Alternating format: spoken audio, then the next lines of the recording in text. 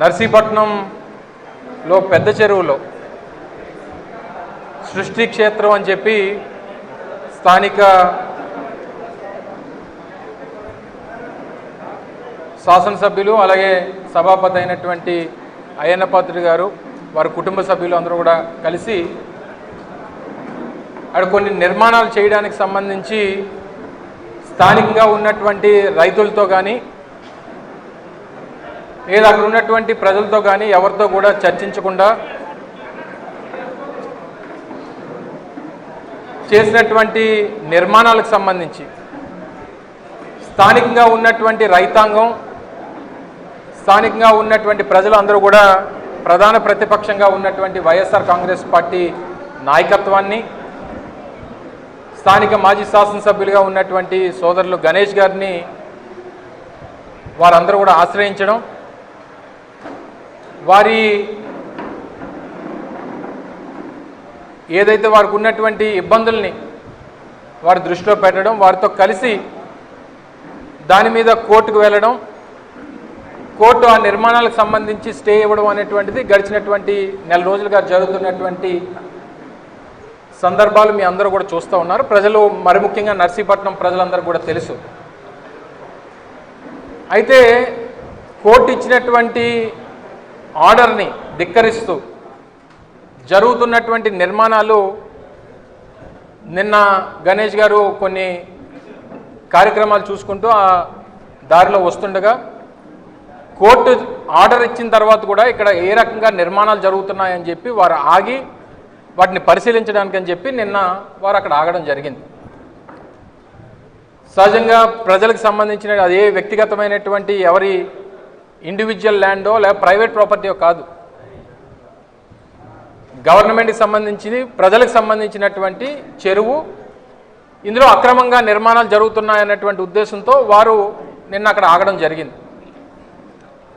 ఆగినప్పుడు కొంతమంది తెలుగుదేశం పార్టీ నాయకులు స్థానిక తెలుగుదేశం పార్టీ నాయకులకు సంబంధించినటువంటి అత్యంత దగ్గరగా ఉండేటువంటి వారి అనుచరులు, కొంతమంది మర్డర్ కేసులో ఉన్నటువంటి వారు, కొంతమంది గంజాయి కేసులో ఉన్నటువంటి వారు, కొంతమంది మీద రౌడీ షీటర్లు ఉన్నటువంటి వారు, కొంతమంది గతంలో జైలుకి వెళ్ళి వచ్చినటువంటి వారు, వీరంతా కూడా ఒక్కసారిగా గుమిగూడి రాడ్లు కర్రలు కత్తులు అన్నీ పట్టుకొని వచ్చి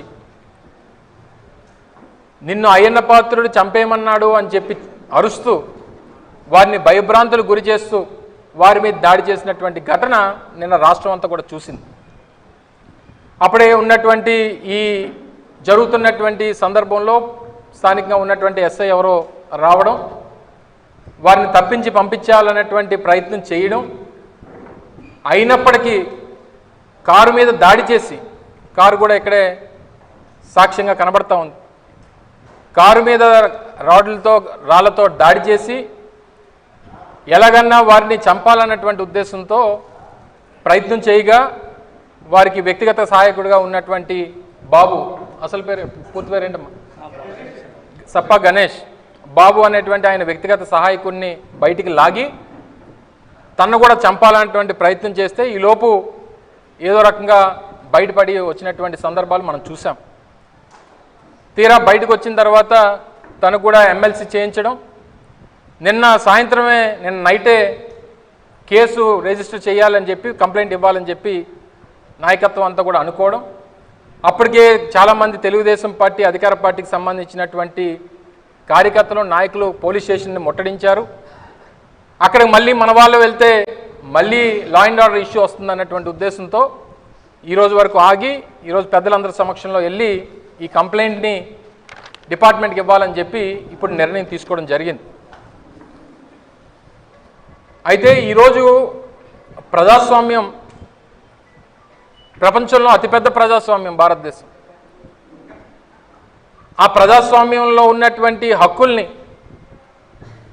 తద్వారా మనకున్నటువంటి ప్రతిపక్షంగా మాకున్నటువంటి బాధ్యతని నిర్వర్తించేటువంటి క్రమంలో జరుగుతున్నటువంటి దాడి అని చెప్పి సందర్భంగా తెలియజేస్తూ ఉన్నాం.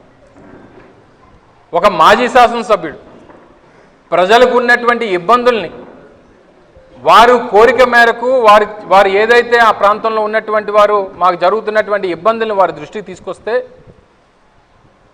దాన్ని అడ్డుకోవాలనేటువంటి ప్రయత్నం జరిగితే మాకు అడ్డొచ్చినటువంటి వారిని ఎవరినైనా నిర్మూలిస్తాం, ఇది మా తెలుగుదేశం పార్టీకి సంబంధించినటువంటి ఒక విధానం, మమ్మల్ని ప్రశ్నించినటువంటి వారిని ఎవరినైనా భూమి మీద లేకుండా చేస్తామనేటువంటి పద్ధతి గడిచినటువంటి 24 మాసాలుగా ఈ రాష్ట్రంలో తెలుగుదేశం పార్టీ అధికారంలోకి వచ్చినటువంటి సందర్భం నుంచి ఈ రెడ్ బుక్ రాజ్యాంగం అనేటువంటిది నడుస్తూ ఉంది.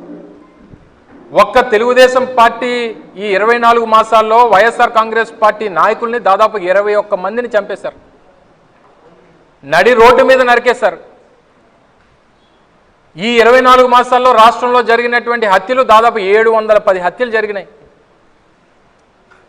వైఎస్ఆర్ కాంగ్రెస్ పార్టీ నాయకుల మీద అక్రమంగా పెట్టినటువంటి కేసులు దాదాపు 3500 నుంచి 4000 కేసులు పెట్టారు.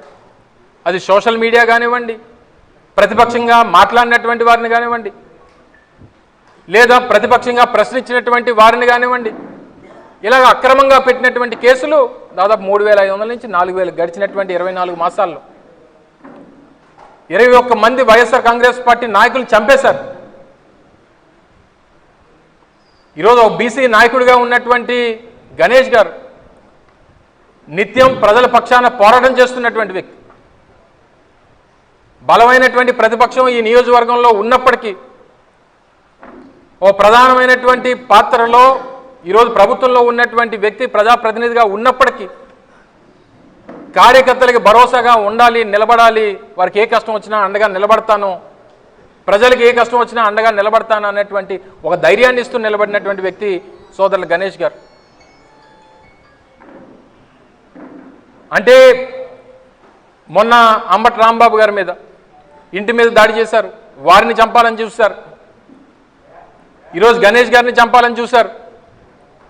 అంటే మీకు ప్రతిపక్షం అన్నా, నాయకులన్నా, ప్రజాస్వామ్యం అన్నా, లా అండ్ ఆర్డర్ అన్నా అది కనీస గౌరవం ఉందా ఈ ప్రభుత్వంలో ఉన్నటువంటి పెద్దలు కానీ అడుగుతా ఉన్నా. పక్కనే హోంమంత్రి గారు ఉంటారు, సరే ప్రస్తుతానికి వారు విహారయాత్రలో ఉన్నారు కాబట్టి రాష్ట్రంలో లా అండ్ ఆర్డర్ ఏమైపోయినా పర్వాలేదు, ఎవరి మీద ఎవరు దాడి చేసినా పర్వాలేదు అనేటువంటి పరిస్థితిలో వారు ఉన్నారు. ముఖ్యమంత్రి గారికి అయితే అసలు రాష్ట్రం ఏమైపోయినా పట్టదు, మా నాయకులు ఏం చేస్తే అదే రాజ్యాంగం అనేటువంటి విధానంలో ముఖ్యమంత్రి గారు ఉన్నారు. ఉప ముఖ్యమంత్రి గారికి వారికి ఒంట్లో బాగాలేదు, వారు రెస్ట్లో ఉన్నారు.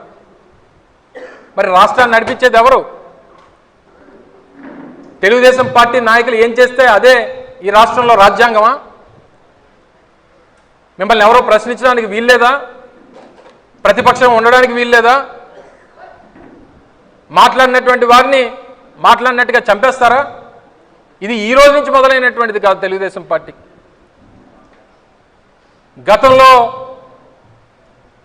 వంగవీటి మోహన్ రంగని చంపారు, దశరథరామని ఒక జర్నలిస్ట్ని చంపారు, తర్వాత అనేక మందిని చిన్న చిన్న కార్యకర్తలను చంపారు, నాయకుల్ని చంపారు. ఎవరు అడ్డొచ్చినా ఇది మా పార్టీ తాలూకు విధానం, మమ్మల్ని ప్రశ్నించడానికి ఎవరు వీల్లేదు, మాట్లాడినట్టు గొంతు లేచినటువంటి గొంతుని కోస్తామనేటువంటి విధానంతో ఈరోజు తెలుగుదేశం పార్టీ ముందుకెళ్తా ఉంది. కూటమి నాయకత్వం అంతా కూడా ఆ రకంగానే వ్యవహరిస్తూ ఉంది. ఈరోజు పెద్దలందరూ కూడా, పెద్దలు ముత్యాల నాయుడు గారు, ధర్మశ్రీ గారు, భరత్ గారు, జిల్లా పార్టీ అధ్యక్షులు ప్రసాద్ గారు, సోదరులు గణేష్ గారు, అందరం కూడా వేదిక మీద ఉన్నటువంటి నాయకత్వం అంతా కూడా ఈరోజు మనందరం కూడా కలిసి వెళ్ళి కంప్లైంట్ ఇవ్వబోతా ఉన్నాం. ఇచ్చిన తర్వాత వారికి సమయం ఇస్తాం. క్లియర్గా ఇందులో ఎవరైతే నిన్న దాడి చేసినటువంటి వారు ఉన్నారో వారందరి పేర్లు ఇందులో మెన్షన్ చేశాం. ఇందులో రౌడీ షీటర్లు, మర్డర్ కేసుల్లో ఉన్నటువంటి వారు, గంజాయి కేసుల్లో ఉన్నటువంటి వారు, రాజకీయ హత్యా ప్రయత్నాలు చేసినటువంటి వారు అందరూ కూడా ఇందులో ఇన్వాల్వ్ అయి ఉన్నారు.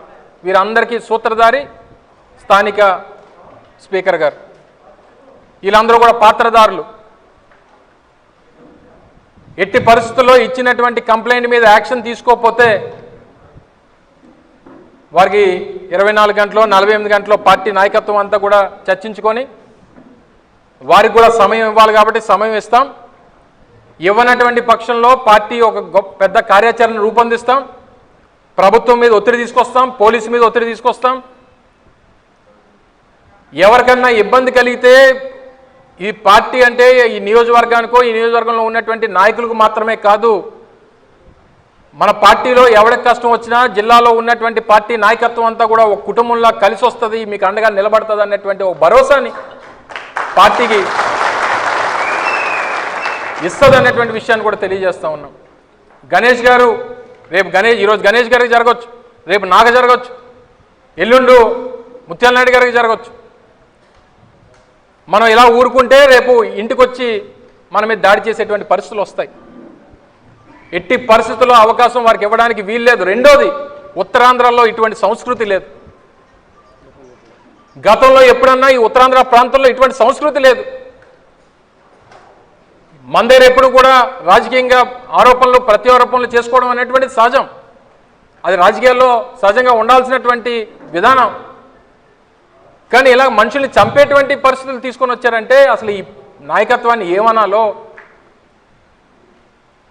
ప్రభుత్వాన్ని ఏమనాలో, లా అండ్ ఆర్డర్ కనీసం కంట్రోల్లో లేనటువంటి ఈ ప్రభుత్వం ఈరోజు రాష్ట్రంలో ఉన్నందుకు బాధపడాలో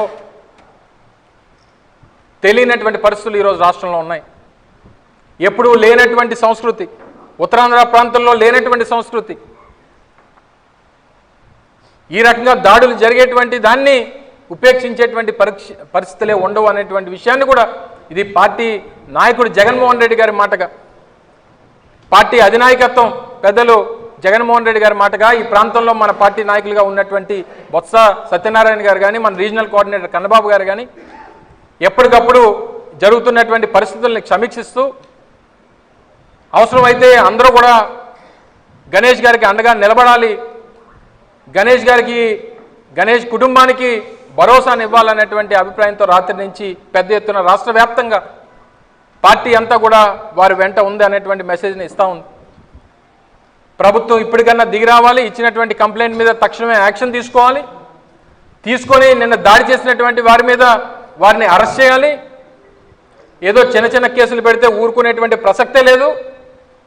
అటెంప్ట్ టు మర్డర్ కేసు 307 పెట్టాల్సిందే. అందులో ఇన్వాల్వ్ అయినటువంటి వ్యక్తులు కూడా గత చరిత్ర ఉన్నటువంటి వారు, గతంలో ఇటువంటి ఇల్లీగల్ యాక్టివిటీసు, ఇటువంటి మర్డర్ యాక్టివిటీసు ఇందులో ఇన్వాల్వ్ అయినటువంటి వ్యక్తులు ఇందులో అందరూ ఉన్నారు. కాబట్టి తక్షణమే వాళ్ళ మీద యాక్షన్ తీసుకోవాలనేటువంటిది వైఎస్ఆర్ కాంగ్రెస్ పార్టీ డిమాండ్ చేస్తూ ఉంది. కంప్లైంట్ ఇచ్చిన తర్వాత రేపు ఎల్లుండి చూసి దాని మీద కార్యాచరణ రూపొందించి యాక్షన్ తీసుకోకపోతే మాత్రం ఈ సందర్భంగా మరొకసారి తెలియజేస్తూ ఉన్నాం, జిల్లా అంతా కూడా ఏకమవుతుంది. జిల్లా నాయకత్వం, జిల్లాలో ఉన్నటువంటి పార్టీ కార్యకర్తలు, జిల్లాలో వైఎస్ఆర్ కాంగ్రెస్ పార్టీ నాయకత్వం అంతా కూడా నర్సీపట్నం వేదికగా ప్రభుత్వాన్ని నిలదీసేటువంటి రోజు తెచ్చుకోవద్దు అనేటువంటి విషయాన్ని మరొకసారి ఈ సందర్భంగా మీ ద్వారా తెలియజేసుకుంటూ, మరొకసారి ఈరోజు నాయకత్వం అంతా కూడా రావడానికి కారణం